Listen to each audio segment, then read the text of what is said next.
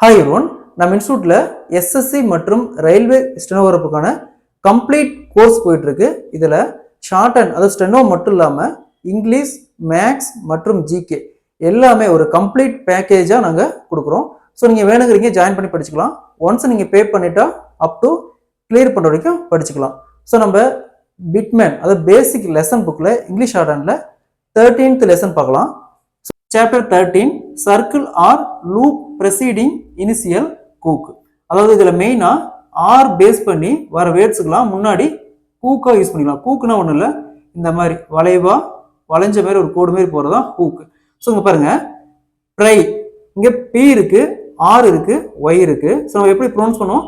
Short hand பொறுத்த வரைக்கும் நம்ம ப்ரொனவுன்சியேஷன் தான், என்ன ப்ரொனவுன்சியேஷன் யூஸ் பண்றோமோ அதுக்கு தான் நம்ம ஸ்ட்ரோக் போடணும். ஸோ இந்த இடத்துல பார்த்தோம்னா ப்ரை பீங்கிறது நம்ம ஸ்ட்ரோக் போட்டோம். இந்த ஆருக்கு பாருங்க, இந்த இடத்துல கூக் போட்டுருக்காங்க. இப்போ பர், இதுக்கு மீனிங் என்னன்னா பர். ப்ரை மேல ஐ ஸ்ட்ரோக் ப்ரை. அதே மாதிரி முன்னாடி பாருங்க எஸ் ப்ரை. ஸ்ப்ரை அப்படின்னா அதுக்கு முன்னாடி சர்க்கிள் போட்டுட்டோம். இதுக்கு முன்னாடி அப்படியே சர்க்கிள் போட்டு அப்படியே ஸ்ப்ரை. அடுத்தது ட்ரே, டி ஸ்ட்ரோக் போட்டிருக்கோம். ஆருக்கு பதிலாக கூக்கு ஏ ஸ்ட்ரோக்கு நம்ம போட்டிருக்கோம் ட்ரே. நெக்ஸ்ட் ஸ்ட்ரே, முன்னாடி எஸ் வரதுனால இங்க சர்க்கிள் போட்டுட்டோம். சர்க்கிள் போட்டு ஸ்ட்ரே. நெக்ஸ்ட் கிரியூ, கிரியூனா இங்க பாருங்க சி கேன்னு நம்ம அந்த கே ஸ்ட்ரோக் போடுவோம். முன்னாடி கிரியூனா இந்த ஆருக்கு பதிலாக கூக்கு போட்டுட்டோம். அந்த இடத்துல கூக்கு ஆர் கிரியூ, யூக்கு இந்த வவல் சவுண்ட் வச்சுக்கிட்டோம். நெக்ஸ்ட் ஸ்க்ரியூ, இங்க சர்க்கிள் ஸ்க்ரியூ. நெக்ஸ்ட் ஈட்டர், இ ஸ்ட்ரோக்கு டர் அப்படின்னா நம்ம டி ஸ்ட்ரோக்கு முன்னாடி ஆருக்கு பதிலாக கூக்கு ஈட்டர். நெக்ஸ்ட் ஸ்வீட்டர், எப்பவுமே தெரியும் இந்த எஸ் டபிள்யூக்கு நம்ம பெரிய சர்க்கிள் யூஸ் பண்ணுவோம். இந்த மாதிரி பெரிய சர்க்கிள் யூஸ் பண்ணுவோம், அப்ப ஸ்வீட்டர் இந்த மாதிரி வரும். Sweeter sweeter. நெக்ஸ்ட் ஸ்டட்டர், இங்க முன்னாடி எஸ்டி லூப் வந்திருக்கு, நம்ம எஸ்டி லூப் தான் யூஸ் பண்ணுவோம். ஸோ அதுலயே ஸ்டட்டர். நெக்ஸ்ட் ஆர்கே, ஆர்கே ஆர்கே. Next stoker, S T loop Stoker.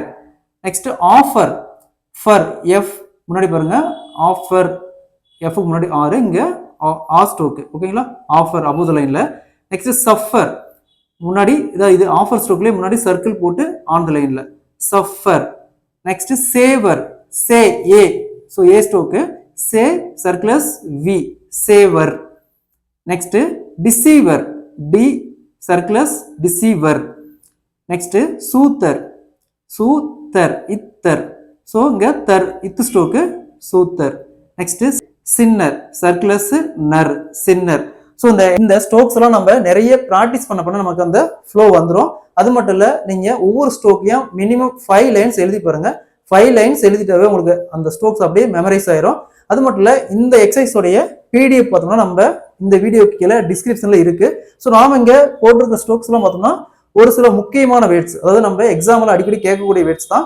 So அதை தவிர ஒரு சில வேர்ட்ஸ் எல்லாம் இருக்கு, அதையும் நீங்க பிராக்டிஸ் பண்ணி பாருங்க. அது மட்டும் இல்ல, இப்போ நீங்க லெசன் புக் கம்ப்ளீட் பண்ணிட்டு ஜூனியர் எக்ஸாமுக்கு போறவங்களா இருந்தாலுமே இந்த வேர்ட்ஸ் எல்லாம் உங்களுக்கு யூஸ் ஆகும். ஏன்னா எக்ஸாம்ல ஆர் குக் மென்ஷன் பண்ணி இந்த ஆர் குக் எங்கெல்லாம் யூஸ் ஆகுது அதுக்கான எக்ஸாம்பிள்ஸ் தருங்கன்னு கேட்பாங்க.